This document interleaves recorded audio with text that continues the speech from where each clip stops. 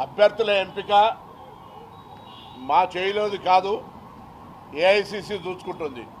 కానీ ఒక మాట మాత్రం స్పష్టం, అభ్యర్థులు స్థానిక జూబ్లీ హిల్స్కి సంబంధించిన వాళ్ళే ఉంటారు. బయట నుంచి అభ్యర్థుల దిగుమతి ఉండదు.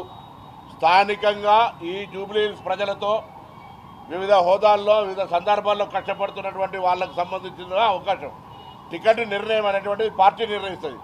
బట్ బయట నుంచి ఆశిస్తున్నటువంటి వాళ్ళు ఎవరికి కూడా ఇక్కడ అవకాశం ఉండదు అనేటువంటిది పార్టీ ఆలోచన.